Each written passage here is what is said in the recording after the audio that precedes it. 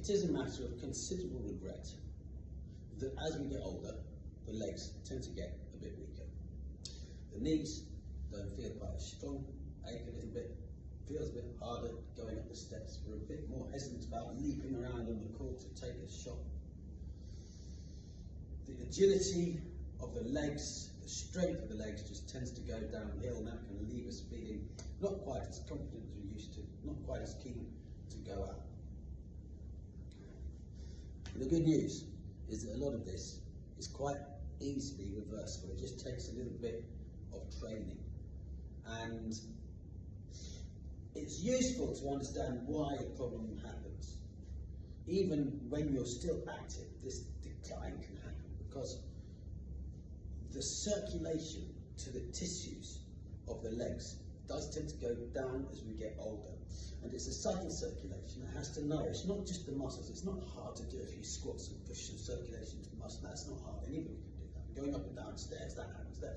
It's about doing exercises with intelligence and precision to push the circulation deeper into all of the tissues associated with the strength of your legs, which is not just your muscles. It's also the ligaments, where the bones and the muscles join, the tendons and the fascia. These are the connective tissues that wrap around all the cells. And these things tend to just they dry out a little bit. The natural circulation isn't what it used to be after about the age of 50. And so you don't get the same nourishment to the muscles and to the tissues and to the connective tissues. So before doing heavy exercise, we want to just re-establish a couple of things. Firstly, the mobility of the joints, and then we need to get the circulation moving powerfully through the joints. And what this does, it warms up the joints and lubricates them and nourishes them in a way that helps to restore the strength.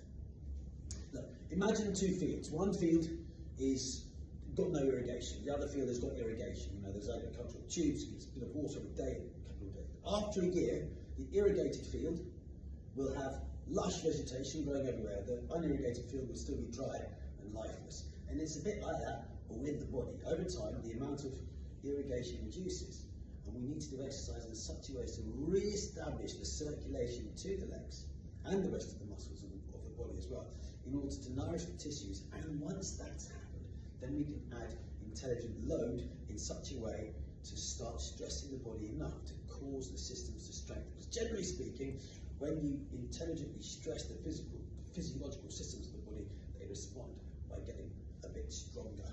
You can measure your leg strength and agility quite easily.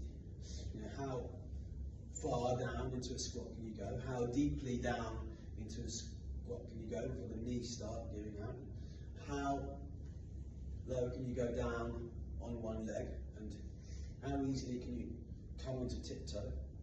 And the training is quite simple. It's just doing things in very small graduations, starting off with mobility. It might be just getting the joints moving in such a way as to start to build a little bit of extra circulation in a subtle and very kind way to the body.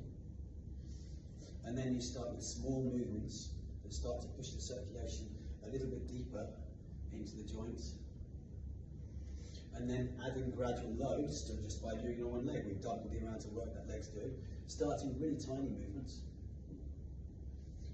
Maybe heel lifts, start to work on the spring in the step, and then you can just do slightly more until in the end we're going to be working the agility and power game all the way down, all the way up into tiptoe. So that leg gradually, in quite a pleasant and agreeable sort of way, gets nourished and then tested and then strengthened. So over time, that spring in the step comes back. The legs feel a bit stronger, more confident, and life opens up a little bit more again. So if that sounds like it might be something for you,